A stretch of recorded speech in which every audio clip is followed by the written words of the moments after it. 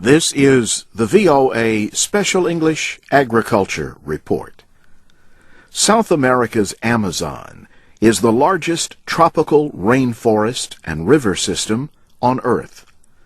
But the Amazon is disappearing at the rate of about 800,000 hectares a year. This deforestation is caused by an increase in agriculture and cattle ranching, and the building of roads and dams. Another cause is the illegal cutting of trees for logging companies. Now, a new study says ancient Amazonian farming methods could offer valuable lessons for today. The study looks at the pre-Columbian period. Christopher Columbus and other European explorers began arriving in the Americas in the late 1400s. The researchers studied a coastal wetland area where ancient farm beds and canals remain unchanged. The site is in French Guiana. A widely held belief is that pre-Columbian farmers used a great deal of fire to manage Amazonian ecosystems. But the scientists say their study calls this idea into question. It shows that raised field farmers limited their burning to improve agricultural production. Jose Iriarte, from the University of Exeter in England, was lead author of the study. Mr. Iriarte says fire results in the loss of important nutrients for crops.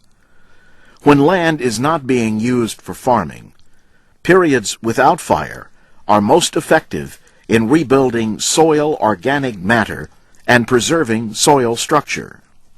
So in this sense, he says, we interpreted that they were limiting fires because it was better to grow crops in these raised field systems.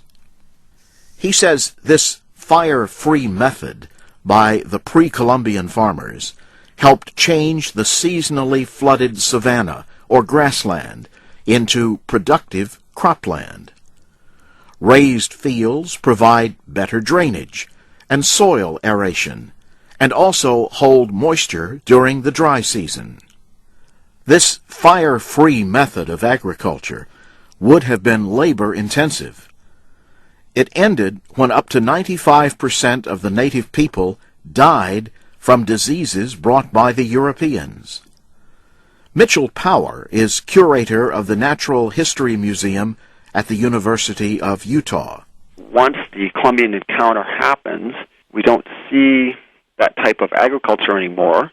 We start to see increased burning and a shift towards dry land farming. So people were then clearing forests and making their raised beds in the forest. And so what we think is happening is that there was a huge demographic collapse in this region. The European colonizers brought slash-and-burn methods of agriculture that remain a threat to the rainforest. Experts say at current rates, more than half of the Amazon's tropical rainforest could be gone by 2030. The study is in the Proceedings of the National Academy of Sciences. You can find a link at voaspecialenglish.com. And that's the VOA Special English Agriculture Report. I'm Jim Tedder.